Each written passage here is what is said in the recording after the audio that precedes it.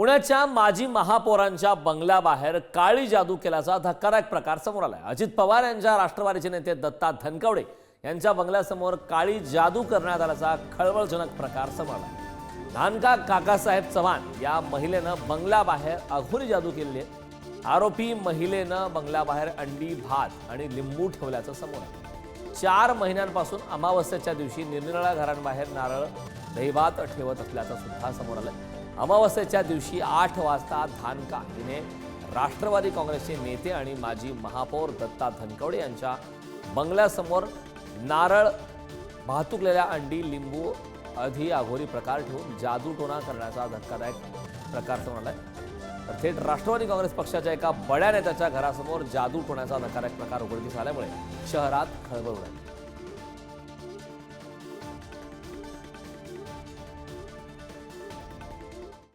तर या संपूर्ण घडामोडींचा आढावा घेतला आमचे प्रतिनिधी ज्ञानेश्वर चोथमल यांनी। पाहूयात। पुण्यात सध्या काळ्या जादूचा प्रकार जो आहे तो जास्त चर्चेत आहे आणि सगळ्यात महत्त्वाचं म्हणजे राष्ट्रवादीचे नेते आणि पुण्याचे माजी महापौर दत्ता धनकवडे यांच्या घराबाहेर हा जादूटोण्याचा जो प्रकार आहे तो झाल्याचं सहकारनगर पोलिसांमध्ये गुन्हा दाखल झाल्याची माहिती आहे। पुण्यातल्या धनकवडी परिसरामध्ये आता आपण आहोत आणि धनकवडी परिसरातल्या दत्ता धनकवडे यांच्या घराबाहेर अमावस्येच्या रात्री काळ्या जादूचा जो प्रकार आहे तो एका महिलेनं लिंबू, त्यासोबतच काही उकडलेली अंडी आणि तत्सम काही जी काळ्या जादूसाठी जादूटोण्याच्या निमित्तानं म्हणून जी काही पदार्थ असतात ती या त्यांच्या घरासमोर असलेल्या या जागेवरती मध्यरात्री ठेवण्याचा प्रयत्न जो केलेला होता। त्यानंतर स्थानिकांनी पोलिसांना या ठिकाणी बोलावलं आणि सगळा प्रकार जो तो त्यांना सांगितल्यानंतर या ठिकाणी गुन्हा दाखल झालेला आहे। नेमकं त्या दिवशी काय घडलेलं होतं, किती दिवसांपासून हा सगळा प्रकार या धनकवडीतल्या सोसायटीमध्ये सुरू होता आणि काय नेमका आक्षेप होता या सगळ्या इथल्या स्थानिक लोकांचा ते आपण जाणून घेण्याचा प्रयत्न करणार आहोत। मला अगदी थोडक्यात सांगा की किती दिवसांपासून हा सगळा प्रकार सुरू होता आणि काय नेमकं तुम्ही पाहिलं, काय तुम्हाला दिसलं आणि काय आक्षेप आहे? म्हणजे ते पत्रावळीवर उकडलेला भात, दही भात, त्याच्यावर तो काळा अबीर, उकडलेली अंडी 7-8, लिंब, नारळ इकडे फोडायचा, समोर जाऊन फोडायचा।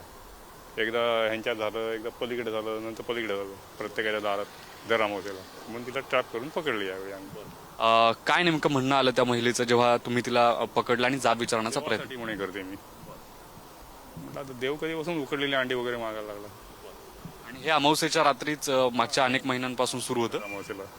स्थानिकांचं काय म्हणणं आहे, काय नेमकी भीती व्यक्त करतायत लोक, काय म्हणतायत नेमकं? ते घरात लहान लहान मुलं आहेत, बायका आहेत, घाबरतात ना, चांगलं नाही आहे। पण ठीक आहे, तुमचं काय देवाचं असेल तर तुमच्या दारात करा, आमच्या दारात कशासाठी करते हो?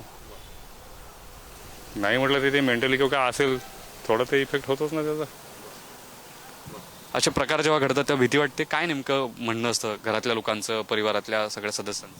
नाही, तशी भीती अशी आजकाल काय सगळे सुशिक्षित वर्ग असल्यामुळे तेवढे भीतीचा प्रश्न येत नाही, पण लहान मुलं असल्यामुळे ते जरा घाबरणं हे साहजिकच आहे ना। स्थानिकांचा विरोध आहे आणि त्यानंतर स्थानिकांचा विरोध हा राहणारच, कारण कसं आहे, तुम्ही तुमचं जर म्हणणं असेल तर तुम्ही तुमच्या घरात करा ना, लोकांच्या दरवाज्यात कशासाठी करता? काय पोलिसांनी काय सांगितलं, गुन्हा दाखल झाला? पोलिसांनी गुन्हा दाखल करून घेतला काल। आपण बघतोय की धनकवडीतल्या या भागात सातत्यानं गेल्या अनेक महिन्यांपासून या महिलेकडून अशा पद्धतीचे जे प्रकार आहेत ते केले जात होते असं इथल्या स्थानिकांचं म्हणणं आहे। तशा पद्धतीचे सीसीटीव्ही व्हिडिओज देखील आहेत। आपण जर बघितलं तर याच ठिकाणी समोरच्या बाजूला सीसीटीव्ही कॅमेरामध्ये हा सगळा प्रकार जो आहे तो कैद झालेला आहे आणि कशा पद्धतीने ती महिला आली, काय नेमकं साहित्य तिने या ठिकाणी ठेवलं, हे सगळं या सीसीटीव्ही कॅमेऱ्यामध्ये कैद झालं।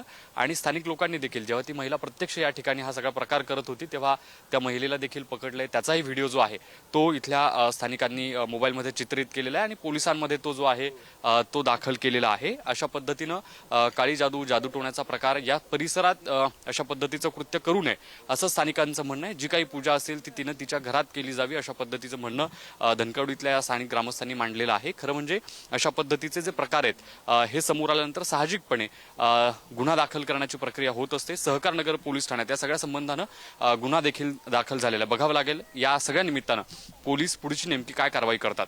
व्हिडिओ जर्नलिस्ट निखिल करंदीकर समित, ज्ञानेश्वर चौतमल, पुढारी न्यूज, पुणे।